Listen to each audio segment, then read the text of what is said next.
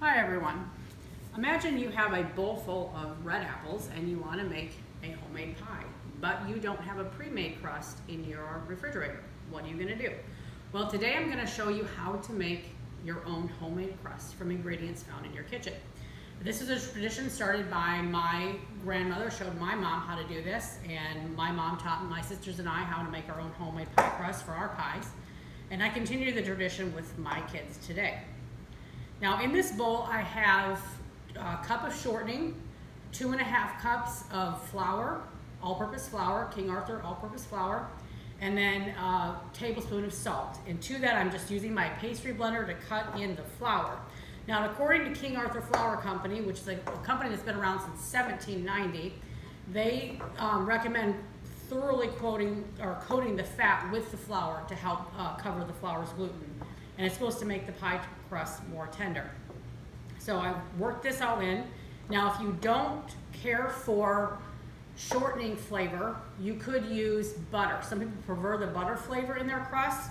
I prefer the shortening because it tends to be more flaky. But if you want that butter flavor, you could just add half butter, half shortening. That would work too. All right, so now I have my crumbly mixture. I've mixed all my shortening in.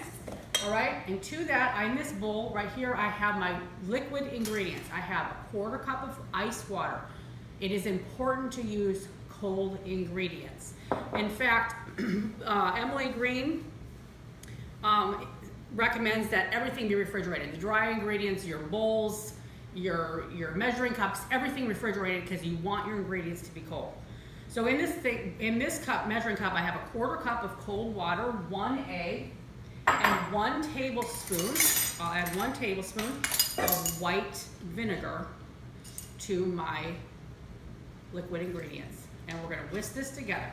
Now, when you're doing this, when we're adding our cold ingredients to our dry ingredients, or our liquid ingredients to our dry ingredients, we do not dump this all in. Well, the recipe calls for this, so I'm just going to dump it all in. No, what will happen is you will have a very soggy pie crust.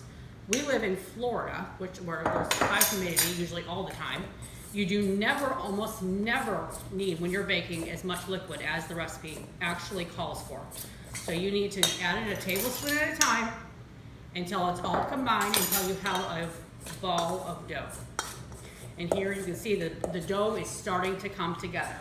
I have a bowl here, or a pie that I've already come together in a bowl, I put it together in a ball. And this is what it should look like when it all comes together. This is a flour piece of parchment paper that I've laid out, and I've combined all my crust. Now I like to roll it on a piece of parchment paper, and it helps with sticking. And so I roll mine on a piece of parchment paper. Now Emily Green of Short or Puffed, Plain or Crimped recommends letting the dough sit for 10 to 20 minutes, which lets the gluten in the flour relax.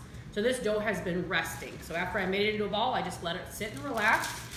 And then I throw my parchment paper over it.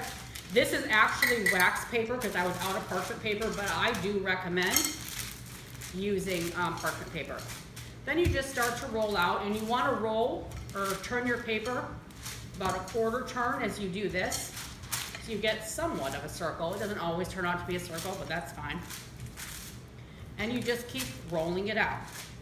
Now, you don't want to have too thick of a crust, and you want to make sure that your crust is even in all places. Otherwise, what's going to happen is you're going to have too thick in one place, it isn't doughy. This is still too thick, this particular one. But I have one that I did roll out for you already. And this is the right thickness right here, okay? So this is rolled out, ready to go. Now what I do is I just take my pie, and you see how this is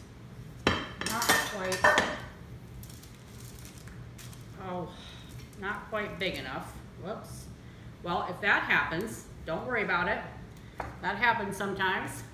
What you're gonna do is, what you wanna do is, you would take this and flip this like this, and flip your pie crust right into this right here, and peel it off. And that shouldn't stick like that, but it's gotten warm, which is why I've had it sitting on the counter. That's why you want to keep it cold, because that's what's going to happen if you don't if you let it get warm. So anyway, this looks like a mess. Never mind that, because when you fill it up, you're going to put it in your pie plate, fill it up. No one's going to see that anyway. You're going to crimp the edges. Here's one that I've already crimped the edges, put together. So this is what it would look like if it was nice and neat. You fill it with your favorite pie filling. Right here, I filled mine with apple pie filling, and we made a delicious pie. So I am so glad that I got to share my family tradition with you, and I hope you enjoy making your very own apple pie or whatever pie you prefer. Thank you for watching.